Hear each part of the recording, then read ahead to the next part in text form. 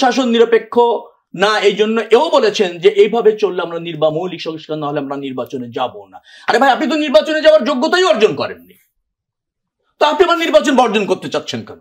আসেন আগে নির্বাচন যাওয়া, নির্বাচিত হওয়ার মানে রাজনৈতিক দল হওয়ার যোগ্যতা অর্জন করেন। আপনি কিন্তু একটা পরিপূর্ণ রাজনৈতিক দল হিসেবে নির্বাচনে আসতে চাইছেন না, ভীতি প্রকাশ করছেন।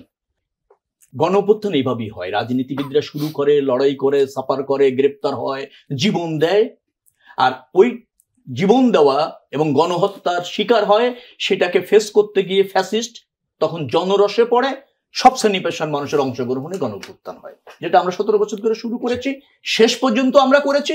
নেতৃত্ব ছাত্র জনতা এসে দিয়েছে, ঝুঁকি নিয়েছে ওই ন্যায্যতার পক্ষে, শেখ হাসিনার অপসারণের পক্ষে, ফ্যাসিবাদের অপসারণের পক্ষে। এভাবেই গণ অভ্যুত্থান হয়, এতে কোনো সন্দেহ নেই। সব শ্রেণী পেশার মানুষের অভ্যুত্থানই হলো গণ অভ্যুত্থান। সেখানে রাজনীতিবিদরা বাইরে না, ছাত্ররা বাইরে না, শ্রমিকও বাইরে না, সাংবাদিকও বাইরে না, এভাবে দেখেন। দ্বিতীয়টা কথা হচ্ছে, যে নির্বাচনটি আপনি ডিসেম্বরের মধ্যেই করতে পারছেন প্রয়োজনীয় সংস্কার করে, দ্বিমত তো নেই, ফ্যাসিবাদের বিচার হতে হবে, সংস্কার হতে হবে, নির্বাচন হতে হবে, কেউ কি আমরা দ্বিমত না, কিন্তু কারণ ছাড়া সেই নির্বাচন কেন আপনি জুন পর্যন্ত প্রলং করবেন? আপনি সংস্কার করতে চান, আমরা একমত হয়েছি, অধিকাংশ সংস্কারে একমত হয়েছি। কিছু সংস্কার আছে একমত হওয়া যায় না, একেবারেই যায় না, কারণ সেটা সম্ভব না।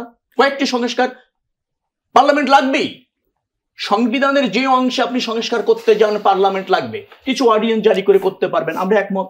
গ্রহণযোগ্য নির্বাচনের জন্য যা যা সংস্কার করতে চান আমি বলছি তো আমরা একমত, কিন্তু সেটাকে কেন আপনি জুনের মধ্যে নেবেন? আপনি দেখবেন ওই যে আপনারা লিখেছেন যে বিএনপি অসন্তুষ্ট। বিএনপি কিসে অসন্তুষ্ট এই কথাটা বোঝানো দরকার।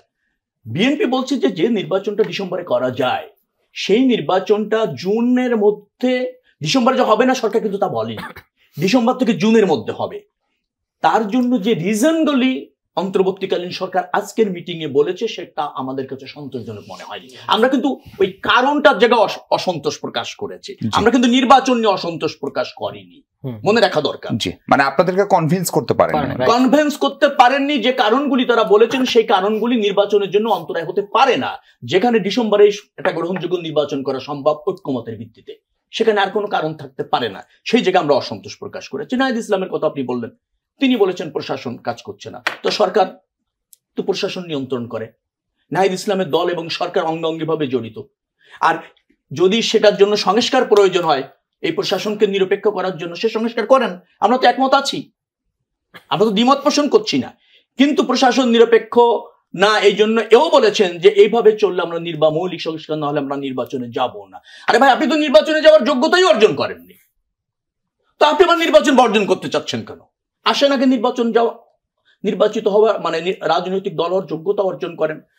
খুব ভালো বলেছে। আমি আমি আমি খুব বলি যে আমরা এখনো আবেদন করিনি, ওকে আবেদন করেননি, পেপারস ওয়ার্ক রেডি না, শর্ত হয়তো পূরণ হবে না, সে জায়গায় আপনি মনোযোগী না, কিন্তু নির্বাচন কখন কিভাবে হবে, সরকার কিভাবে করবে, সেখানে আপনি প্রভাব বিস্তার করছেন। অর্থাৎ আপনি কিন্তু একটা পরিপূর্ণ রাজনৈতিক দল হিসেবে নির্বাচনে আসতে চাইছেন না, ভীতি প্রকাশ করছেন।